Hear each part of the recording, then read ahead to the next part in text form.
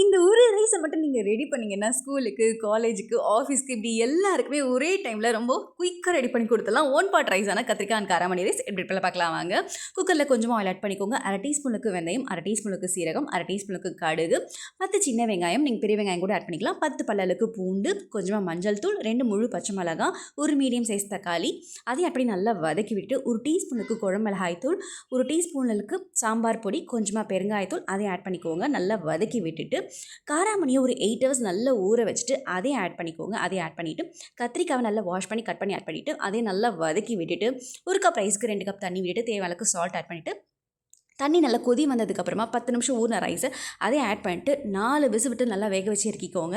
இது சூடாக இருக்கும் போதே நல்லா நெய் விட்டு சாப்பிட்டிங்கன்னா ரொம்ப ரொம்ப அட்டகாசமாக இருக்கும்.